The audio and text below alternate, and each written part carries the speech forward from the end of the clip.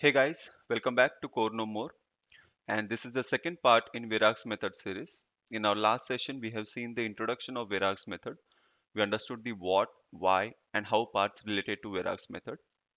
If you haven't seen that video, I highly recommend you to watch that video first before proceeding further. The link for that video is present in the description box below. And if you have already seen it, then let's get started. So what we'll be looking today is about some highly important points related to Virag's method. These points you need to make sure you understand and you remember whenever you're dealing with code which has Virag's method. So each and every point we will understand with the help of examples, with the help of code snippets. So let's jump into it.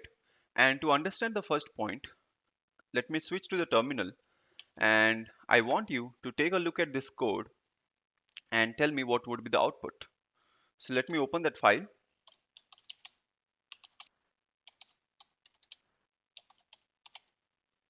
Virags with normal.java, and so what we have here is we have a class. Inside that class, we have a Virag method, which has a Virag parameter and a normal parameter. Okay. And from the main method, we have created one object of that class. And using that object reference, we are calling that method and passing 10, 20.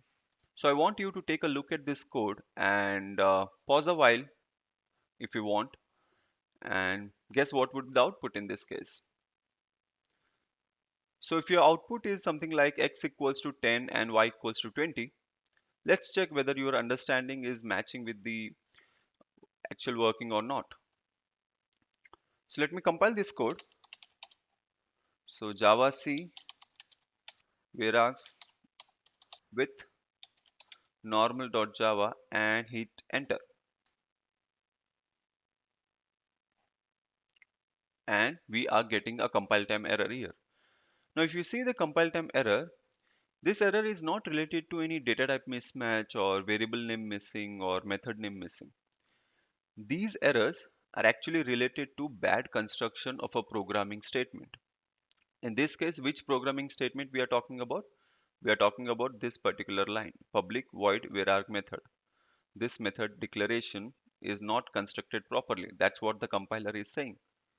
The compiler is saying that, hey developer, at this particular point where you have put up comma, I'm expecting a closing parenthesis.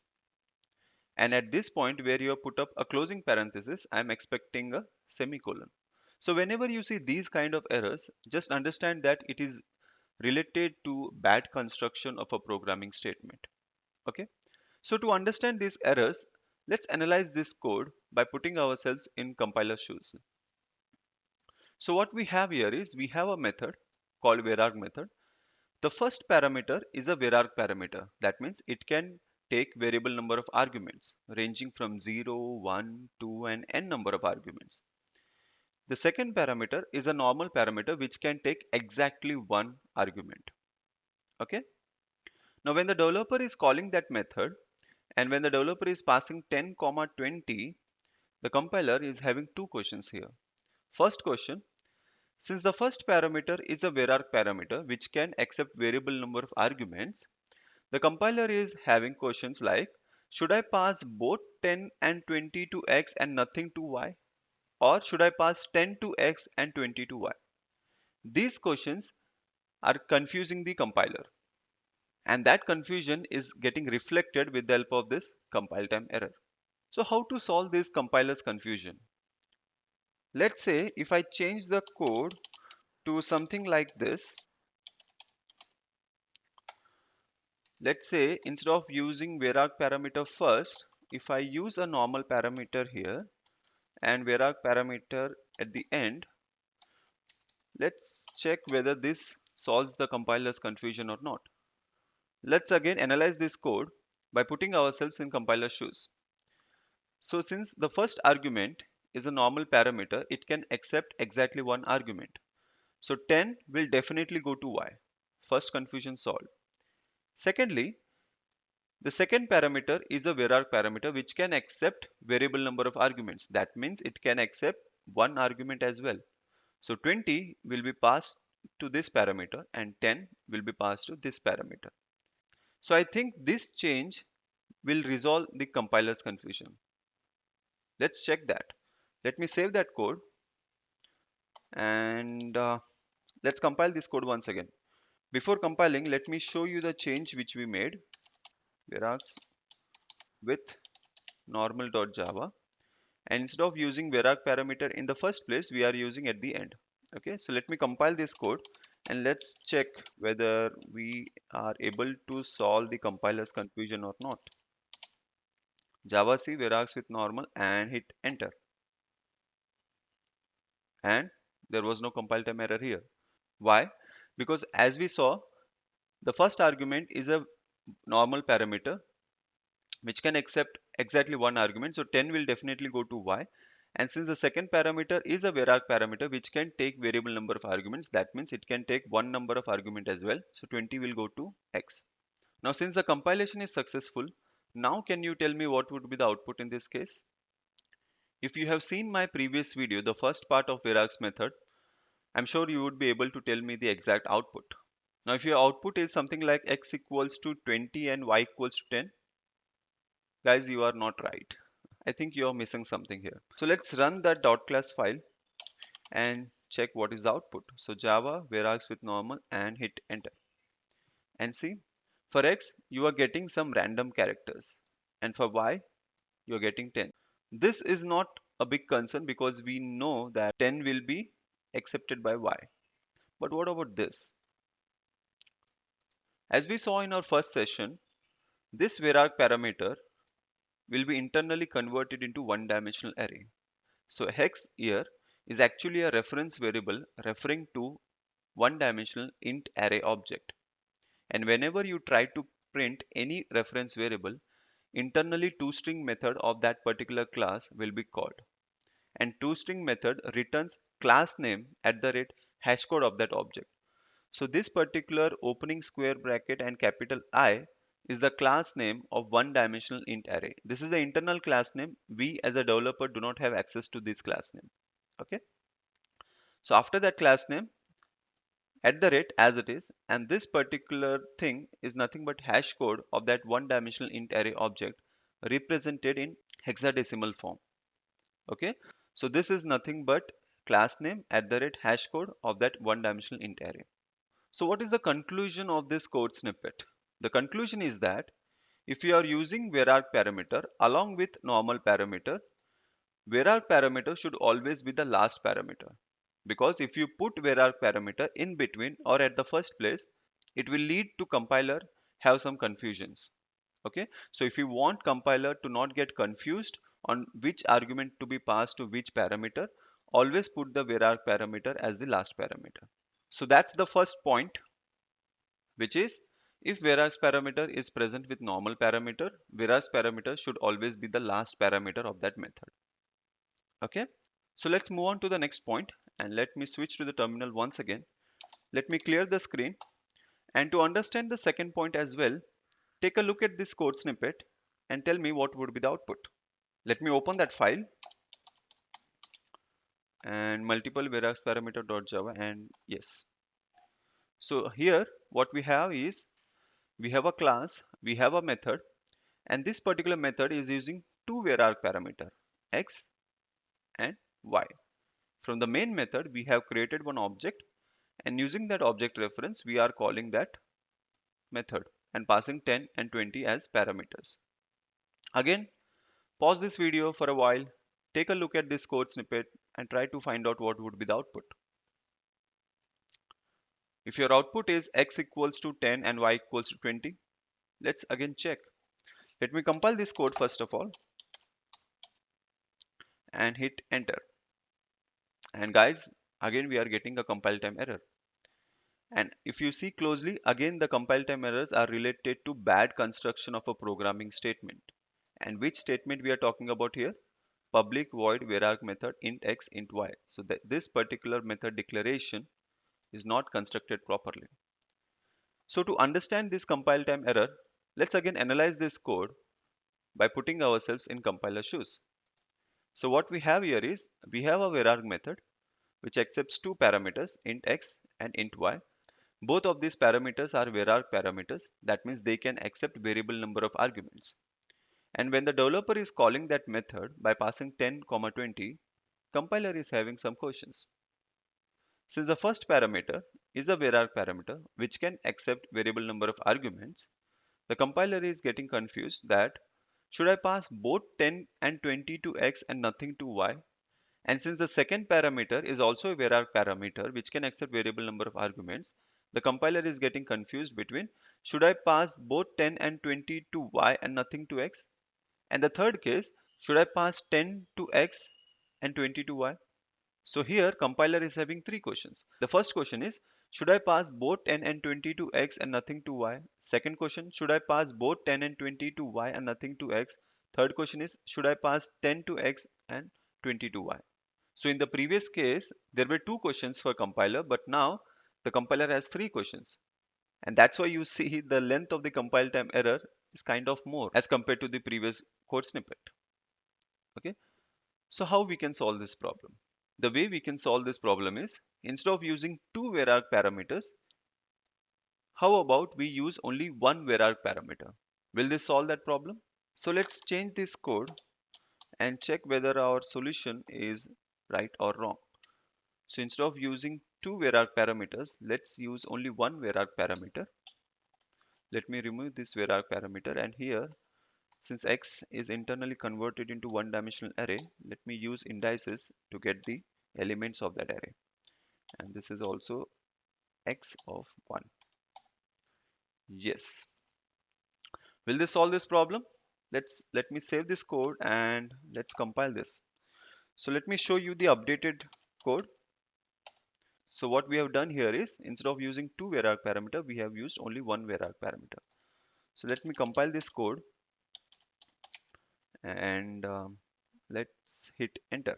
Yes, and there is no compile time error at all. How? Because since we are using only one var parameter which can accept variable number of arguments, the confusions for the compiler got resolved because it understood that both 10 and 20 should be passed to x. Okay, so the conclusion in the second code snippet is that you cannot use multiple var parameters with a var method. You can use at most one var parameter and not more than that. So since the compilation is successful, let me run the .class file, java multiple var parameter, and yes, x equals to 10, y equals to 20, because x is internally converted into one dimensional array. So at 0th index we have 10 and at the first index we have 20. Okay, so that's the second point, which is only one var parameter is allowed in a method. Okay, you cannot use multiple var parameter. At most you can use only one. So let's move to the next point. Let me go back to the terminal. Let me clear the screen. And again, to understand the third point, I want you to take a look at this code and guess what would be the output. Whereas with array method.java, and yes.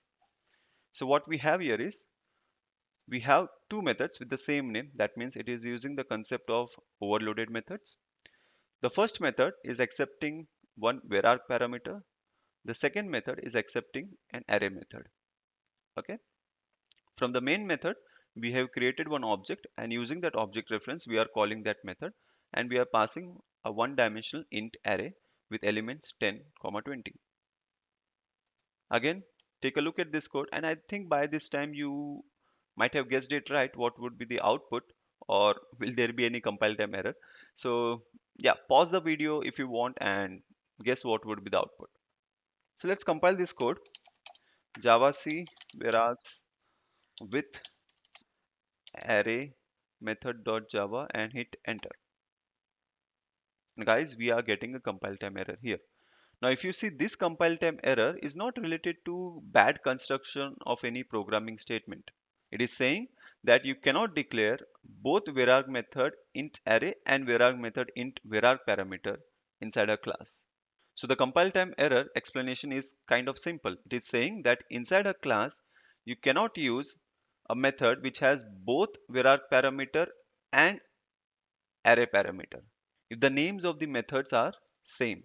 Okay, if the names of the methods are different, then there won't be any confusion at all. But if you are using the concept of overloaded methods, That means if the method names are same, you cannot use one method with vararg parameter and another method with the same equivalent array parameter. What I mean by equivalent array parameter? See, this vararg parameter is internally converted into one-dimensional int array, which is nothing but this. And this is what leading compiler to get confused. From the main method, when we are passing one-dimensional int array to this method, compiler is getting confused between should I pass this one-dimensional array to this parameter or this parameters, because both of these parameters are eligible to accept this parameter, to accept this argument, right? And that's where the compiler is getting confused. So how to solve this problem? Let's use the compiler statement itself.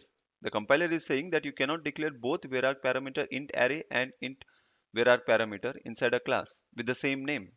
So let's remove one of these methods and check whether the compilation is getting successful or not. So let's change this code and remove one of those methods. Instead of removing, let me comment it. Let me save this code and let's do the compilation once again. Before compiling, let me show you the updated code.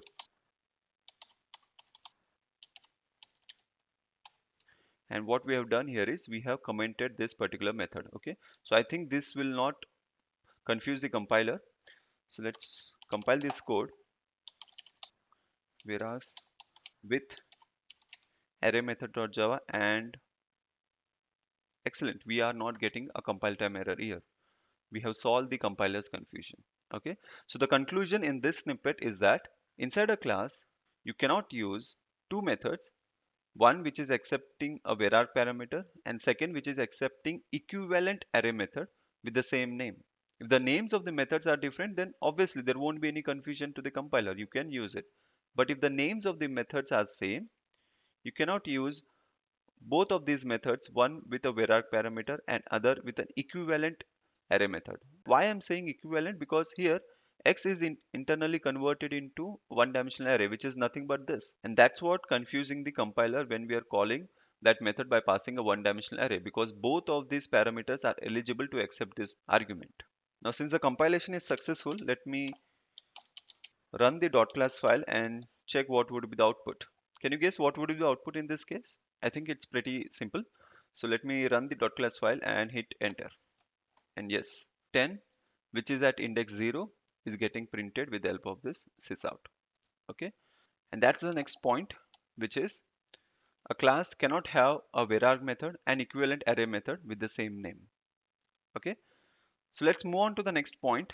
Let me switch to the terminal. Let me clear the screen. And again, I want you to take a look at this code and tell me what would be the output. Whereas method priority.java and hit enter. Yes. So here again, we are using the concept of overloaded methods, methods with the same name. But one of the method is using vararg parameter and the second method is using normal parameter. Okay. And from the main method, we are creating one object of that class and we are calling that method by using that object reference and passing 10 as an argument. So what would be the output in this case? Or will there be any compile time error? Let's check. Let me compile this code and let's see whether we are confusing the compiler once again or not. So javac whereas method priority.java and hit enter. Guys, there is no compile time error at all. So you might be thinking that in the previous case also there was a similar scenario. There the compiler got confused, but here the compiler is not getting confused. How? See, the explanation is kind of simple. The compiler is giving preference to the exact match. In the previous code snippet, when we were calling that method, we were passing a one-dimensional int array to which both the vararg parameter and normal int array parameter were eligible to accept that argument. But here we are not dealing with any arrays. We are passing 10 as a normal int parameter, and compiler is giving preference to the exact match. So what is the exact match in this case? This is also eligible, but this is a vararg parameter which can accept variable number of arguments. That means either 0, 1, 2 and n number of arguments. But here This parameter accepts exactly one argument. So there is an exact match between this method and this calling. So here, instead of choosing this particular method, compiler has chosen this method because there is an exact match and we are not dealing with any arrays. But if you are dealing with arrays, then the compiler will get confused. But here we are dealing with a normal int argument which has an exact match with this method. And that's why the compiler is not getting confused. Okay. Now since the compilation is successful, let me run the .class file and check what is the output. So Java Verax method priority and hit enter, and see we are getting normal method as an output. That means this method got called. That means compiler has given this particular method least priority as compared to this method. So the conclusion in this particular code snippet is that if you are using vararg method along with normal methods, vararg method will always get the least priority. It is something similar to a default case in a switch statement. Default case always gets executed at the end if none of the cases gets matched. It is similar to something like that. Okay, so if you are using normal method along with vararg method will always get the least preference, will always get the least priority. And that's why here compiler has chosen this method because both of these methods are eligible. But since we are not dealing with arrays, we are dealing with a normal int argument, compiler has chosen this method because there is an exact match. Okay, and that's the next point, which is whereas method always gets the least priority. Okay, so let's move on to the next point. Let me switch to the terminal once again. Let me clear the screen. And again, I want you to take a look at this code and tell me what would be the output. So whereas array equivalence 1 dot java. So what we have here is we have a vararg method which has a vararg parameter, and from the main method we have created one object of that class, and using that object reference we are calling that method. Okay, in the first invocation we are passing a group of int values, and in the second invocation we are passing a one-dimensional array directly. Now we already know that this particular vararg parameter is internally converted into a one-dimensional array. So for both these invocations, this should work, right? So what I mean by this is whenever you use vararg parameter, a normal vararg parameter, that particular reference variable will be converted into one-dimensional array. And we can call that method by passing a group of int values or directly a one-dimensional array. So for example, if you call that method by passing 10, 20, this is the internal object representation. X is actually a reference variable referring to one object which has a one-dimensional array, and 10 and 20 are present in the index 0 and 1. Okay, so let me switch to the terminal. Let me compile this code and check whether it is working or not. Compilation is successful. And what would be the output? Can you guess the output here? If your output equals to 10 plus 20, that is output equals to 30, you're making a silly mistake here. Let me show you the output. Java Verax array equivalence 1 and enter. And see the output is 10, 20, 10, 20, not 30. Why? Because the plus operator which is being used in this sysout is behaving like a concatenation operator. This plus operator can behave like a arithmetic additional operator and also can behave like an concatenation operator. The behavior of this plus operator depends upon the operands. Here the first operand is a string operand, and that's why this plus operator will behave like a concatenation operator and not like a arithmetic additional operator. This is completely a different context. Let's not get into more detail about this plus operator. Just remember that plus can behave like a concatenation operator and arithmetic additional operator depending upon the operands. In this case, plus behaved like a concatenation operator because this particular first operand was a string operand. Okay, and that's why we have got the output as 10, 20. It has concatenated the first element with the second element and this string. So output equals to 10, 20 in both the cases.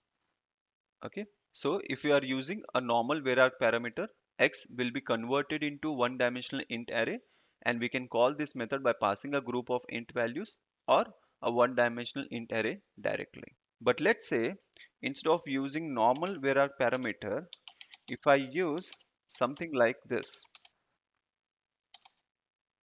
equivalence2.java, and here instead of using normal var parameter, we are using one dimensional var parameter. We already know that if we use a normal var parameter, this particular variable will be internally converted into one dimensional array.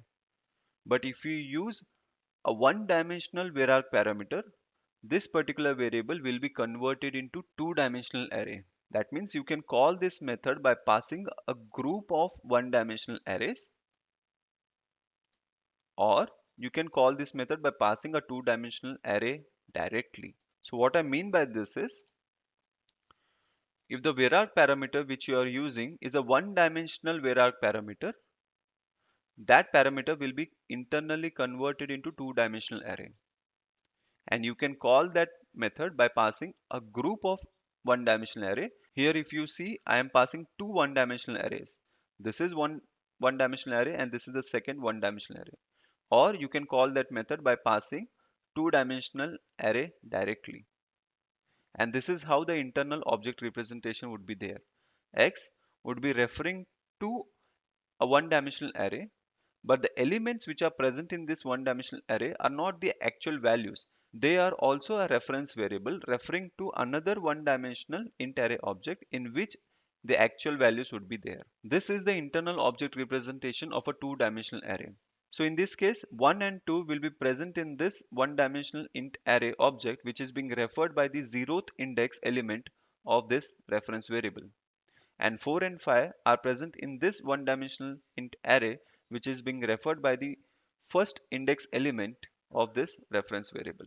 So if that is the case, instead of using one dimensional var parameter, if I use two dimensional var parameter, that parameter will be internally converted into three dimensional array. I think you got the internal working, right? So if you are using a normal var parameter, it will be converted into one dimensional array. If you are using one dimensional var parameter, it will be converted into two dimensional array. And similarly, if you are using two dimensional var parameter, that parameter will be converted into three dimensional array, and so on. Let me switch to the terminal and let's compile this code. Javac verax array equivalence 2.java, and see, there is no compile time error. And what would be the output? Can you tell me what would be the output? See, 1, 2, 3 will be present in the x of 0 one dimensional array. So x of 0's first index. So this is x of 0. What is the first index?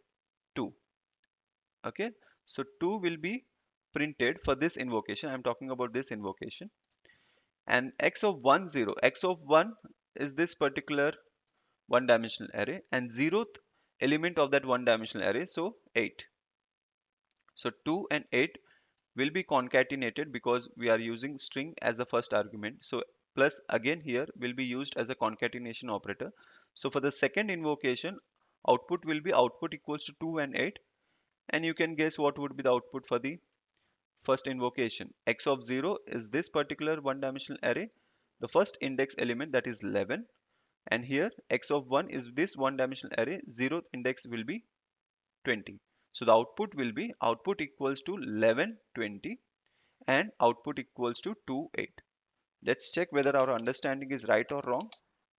So Java array equivalence 2 and enter, and see, output equals to 11, 20, and output equals to 2, 8. So the conclusion from this code snippets is that Verax parameter can also be multi-dimensional depending upon which dimension you are using to declare the Verac parameter. If you are using normal Verac parameter, it will be one dimensional array. If you are using one dimensional Verac parameter, it will be two dimensional array. If you are using two dimensional Verac parameter, it will be three dimensional array, and so on. Let's move to the next point. Let me switch to the terminal. Let me clear the screen. And again, I want you to take a look at this code and tell me what would be the output. So Verax array interchange 1 dot Java. So what we have here is we have a method. It's not a vararg method because here we are not using vararg parameter. It's a normal one-dimensional int array parameter. From the main method, we are creating one object and we are passing the one-dimensional int array to that method. So what would be the output? It's kind of simple. 10 will be x of 0, 20 will be x of 1. So output will be 10, 20. Okay. So let's compile this code. Varargs array interchange 1.java. Compilation is successful. Let's run the .class file, change 1 and see output equals to 1020. Now my question to you is, if I replace this array parameter with vararg parameter, will this work? Let's check it. What I mean to say is, instead of using array parameter, if I replace it with vararg parameter, will it work or not?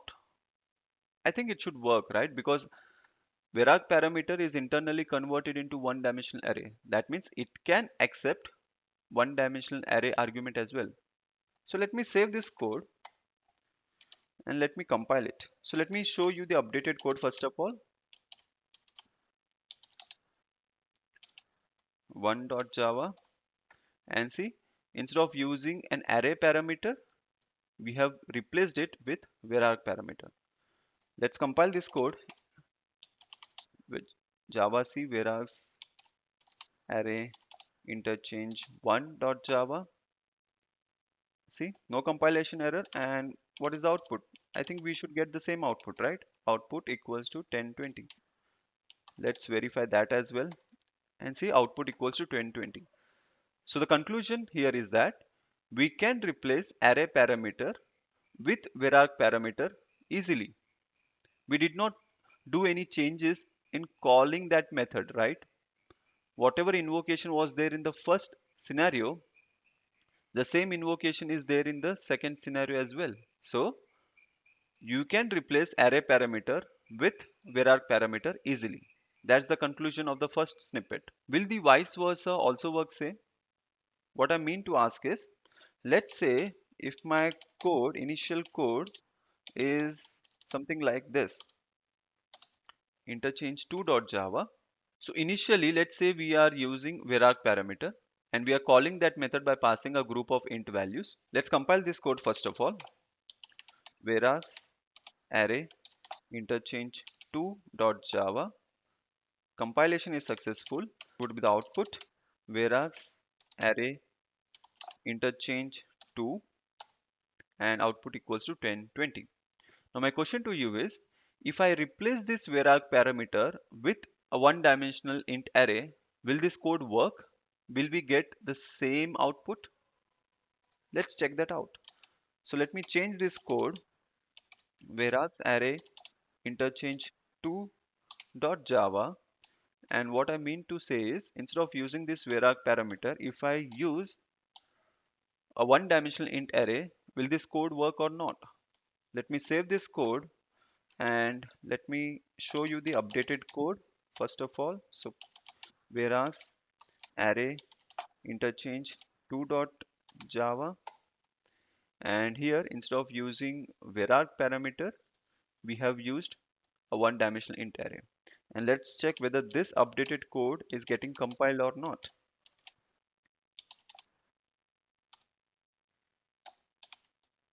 And there is a compile time error. Why?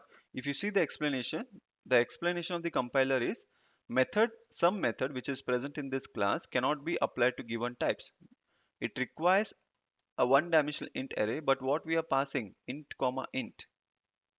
So the conclusion here is that if you try to replace a vararg parameter with equivalent array parameter, the replacement is not that simple. You need to do some code changes in the invocation as well.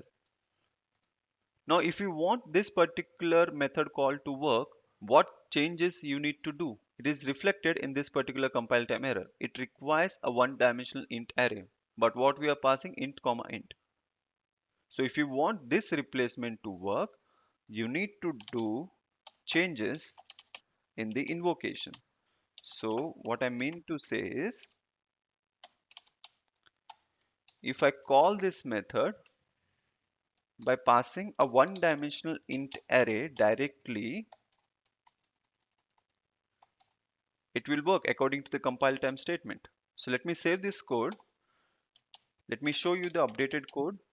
Verax array interchange 2.java, and here instead of passing 10 and 20 as a group of int values, I have created one-dimensional array and passing those arguments 10 and 20 as an element of that one-dimensional array. So let me compile this code and let's check whether we are still getting that compile time error or not. So Java C, and compilation is successful. So the conclusion here is that if you try to replace a var parameter with equivalent array parameter, the replacement is not that kind of simple. You need to do changes in the way you have invoked that particular method. So the conclusion in both the snippets is that replacement from array parameter to var parameter is simple, as we saw in the first case. But replacement from var parameter to array parameter is not that kind of simple. You need to do changes in the way you are calling that particular method. And that's the next point, which is array parameter can be easily replaced with Verax parameter, but Verax parameter cannot be easily replaced with array parameter. You need to do changes in the invocation as well. So let me switch to the terminal, and since the compilation is successful, let me show you what is the output, which is kind of easy to understand. Verax array interchange 2 and output equals to 10, 20. So I hope you got the replacement conclusion that var parameter cannot be easily converted into equivalent array parameter, but array parameter can be easily converted into or easily replaced with var parameter. So let's move on. Let's see the next point. Let me clear the screen. And again, I want you to take a look at this particular code snippet and guess what would be the output. Or in this case, will we get any compile time error or not? So what we have here is we have a class called Verax parameter declarations, and we have some methods in which Verax parameter has been used. But if you see, there are several variations in the syntax of the Verax parameter. Okay, each method has a different syntax of Verax parameter. So what do you think? Will all this syntax work, or some of them will work and some of them are not? Let's check that. Let me compile this code. Verax parameter declarations.java, and see, we are getting compile time error here. And if you see closely, the compile time errors are again related to bad construction of a programming statement. So out of these 6 methods, which methods are invalid? Let's check that. Method 4 is bad construction of programming statements. Method 4, method 4, method 4, method 5 is also bad construction of programming statement. And after method 5, we also have method 6, which is a bad construction of programming statement. So the conclusion here is first 3 method declarations are valid and the next 3 method declarations are invalid. So if we comment out these 3 declarations, it should work, right? So let me change this code to something like this. Let me comment out these declarations.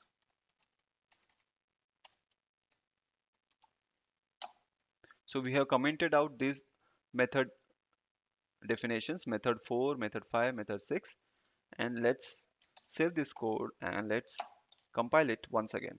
So let me show you the updated code, Verax parameter declarations.java, and here we have commented out these 3 method definitions, method 4, 5, and 6, for which we were getting the compile time error here. So let me try to compile it once again, Java C Verax parameter declarations.java, and no compile time error at all. So the conclusion here is that 3 dots should be present before the variable and they should be present continuously. Okay, so the conclusion here is that the three dots should be present before the reference variable and they should be present continuously. And that's why if you see there is a space here, it did not work. These three dots are present after the variable, it did not work. And in this case, the three dots got separated, and that's why it did not work. So the conclusion in declaring the var parameter is that the three dots should be continuously present and they should be present before the variable name. And that's the next point, which is what are the valid positions of the three dots? They should be present continuously before the variable. Let's move on to the next point. The next point is kind of simple. This Verax method concept or Verax parameter concept was introduced in Java version 1.5. So if you try to compile your Java code with using previous Java compilers previous to 1.5 version, you will not be able to compile that code successfully. Let's check that. Let me switch to the terminal. Let me clear the screen first of all. Okay. So what I mean to say is, if we take the previous example, the previous code was getting compiled, right? Verax parameter declarations.java, and the compilation was successful.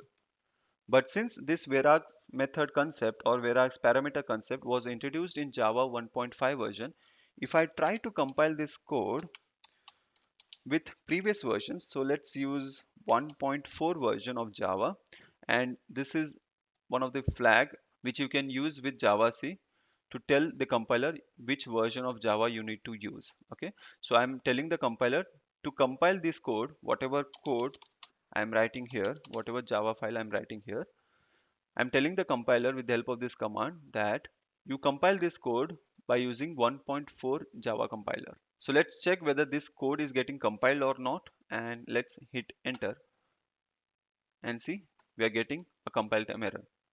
Ignore these warnings. Warnings can be suppressed. I want you to take a look at this particular line. It is saying variability methods are not supported in 1.4 version.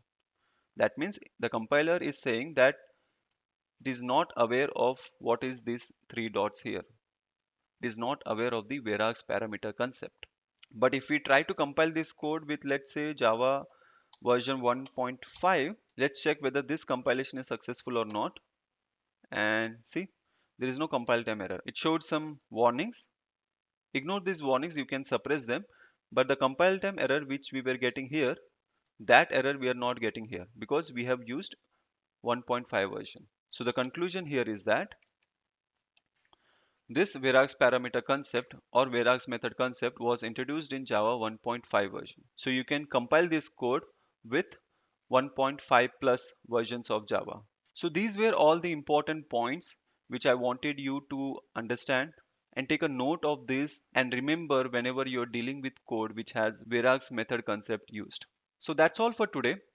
I hope you understood whatever points we have seen with the help of code snippets and code examples, and I hope you will remember these points. So let's meet again with a new concept and new understanding. If you liked this video, give us a thumbs up, subscribe to this channel, click on the bell icon to get notifications about newly published videos from Core No More. Until that time, take care and keep knowing more about Core. Thank you.